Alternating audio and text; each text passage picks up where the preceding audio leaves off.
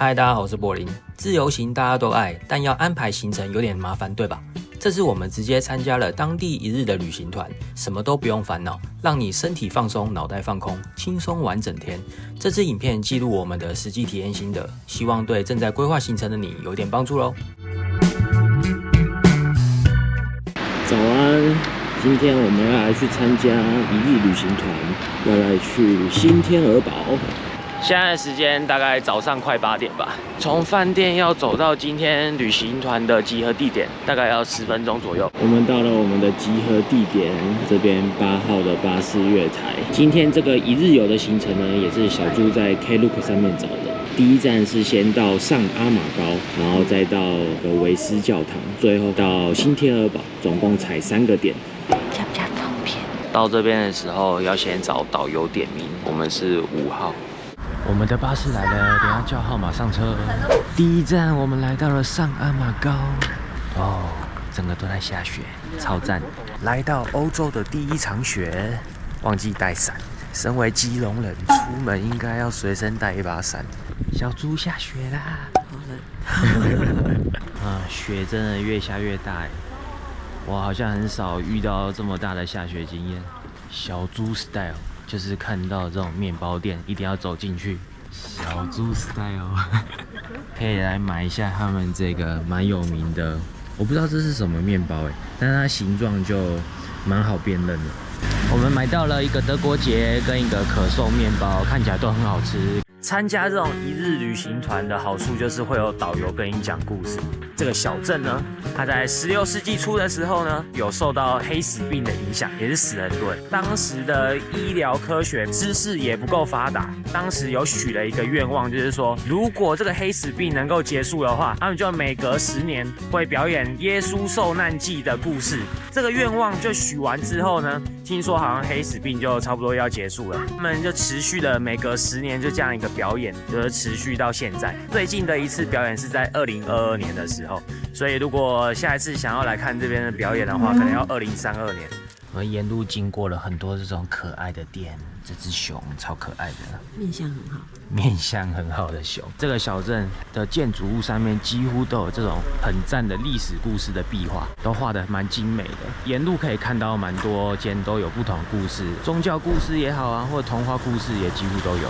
刚刚沿路还有看到一些木雕的手工艺，这边也的木雕手工艺也是蛮厉害的，画面可以给你们看一下，是做的蛮厉害的啦，只不过这种东西是蛮难带回去的。那刚刚导游有讲到说，通常在古时候啊，一个小镇它的当地最高的建筑，通常就是修道院或者是教堂。在这边预计好像有停留差不多50分钟到1小时吧。刚好今天有下雪，整个让这个小镇它原本就已经很漂亮了，然后有这个雪帮它做一个点缀，目前的体验都还蛮不错的。第一次来欧洲，有很多期待。这边的狗狗是不是不怕冷啊？他们看起来很开心的跑步，耶！啃着我的德国结面包，边啃边上车，开了差不多30分钟的车程左右，我们来到了第2站维斯朝圣教堂。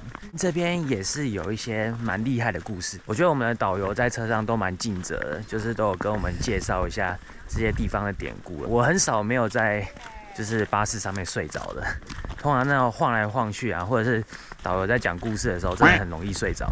今天下雪真的很美，顺着这条路走上去，往教堂里面去参观。进来这个教堂里面真的是感觉非常的壮观。听导游讲说，这是洛可可的风格。这个教堂它在1983年就被列入世界文化遗产。所以我们刚才在进来之前，也有看到一些德国人，他们是有来参观这座教堂的。我现在讲话不敢太大声，就是这整个氛围实在是太庄严了。附近呢没有什么建筑物，主要就是来看这一栋世界文化遗产。这一整趟听了很多历史故事，大多数都是跟一些宗教背景有相关。在欧洲这边，他们早期也有很多宗教战争，然后还有曾经历史上发生过什么，很佩服那些专读欧洲史的，而且欧洲这么多国家，天哪，真的读都读不完。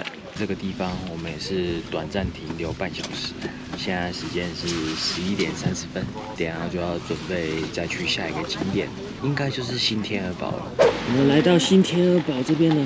好多人在排队等马车上山，搭马车上山8欧元，下山是4欧元。现在眼前看到这个是旧天鹅堡，新天鹅堡呢，它应该是在那个位置，但是因为今天下雪，天气没有到很好，看不太到它。导游呢，他跟我们约大概12点45分吧，可以一起集合，再一起步行上山。下雪的关系，所以就是他平常的接驳巴士是没有开的，就变成是你只剩下2个方法可以上去新天鹅堡，一个就是搭马车，然后另外一个就是步行。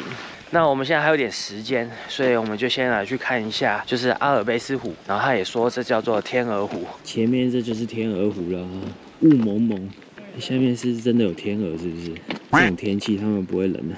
其实没什么湖景啊，因为今天太多雾了，可能回去看一下刚刚拍的照片，会忘记说这是在哪里，所以我们就挑了几个角度是有带到旧天鹅堡的，回顾照片的时候会比较有记忆点，就把照片拍给你们看啊。等一下就要准备步行上山，来去新天鹅堡。我们现在在步行上山，慢慢走。然后沿路听导游讲故事。我们昨天跟今天都有扎实的爬楼梯跟爬坡训练，相信我们之后到瑞士之后，滑雪应该是没问题的吧？好累。现在看到斜坡，小猪来个偷赛。今天看到的第一坨马大便。新天鹅堡这边呢，其实也有一个很不错的景点，可惜它在冬天它是关闭的，尤其是今天这种下雪的天气，绝对是关闭。玛丽安桥，应该很多人会在社群媒体上面看到很多人在那边拍美照。大家是要冲着那个景点来新天鹅堡的话，肯定你们是要选择夏天的时候再来德国，不然你们在冬天的话是看不到的哦。这个冰天雪地。我在纳尼亚传奇。你现在很像是拿人家那个衣橱里面的大衣出来穿，很冷哎。2个人上山没有搭马车的话，就省下了16欧，所以等一下就可以用这省下来的钱去买一些好吃的，这样算起来好像蛮划算的。小知足玩欧洲。我们走到这个马车下车的地方，可以看到很模糊朦胧的新天鹅堡。我们跟着小猪来去一个拍照景点，天气好的时候，应该是拍出来的照片都超赞的。往那边看就是新天鹅堡啦，给大家看一下奋力拍照的小猪，他现在很认真的在帮我拍照。刚刚我们在那边有拍照，是导游帮我们拍的，其实他人蛮好的。看到的照片就是我们在前面这个地点拍的，前面那个角落是非常多人想要在那边拍照的地方。如果你们不想在那边人挤人的话，也可以尝试一下小猪找到这个地点，相机距离拉到2倍、3倍，搭配在旁边一些树啊跟城堡，可能就可以拍出那样的景色了。拍完照了，那我们现在就是要来去城堡门口集合。我们今天的导览的时间开始是1点50的，到时候会有那个别耳麦，然后还会有一些导览。很可惜就是在新天鹅堡里面是不能拍摄也不能拍照，所以我等一下就会好好的体验一下导览的过程，感受一下城堡里面的氛围。这就是新天鹅堡导览的入口啦，在城堡旁边可以看到这个景色，也是非常的漂亮，冬天下雪才看得到。进来参观新天鹅堡，你的门票包含了上厕所的费用，这应该是少数在城堡里面可以拍到的景象。现在前面那边就是等1点50，我们才可以进去，就先在这边欣赏一下美景。A few moments later.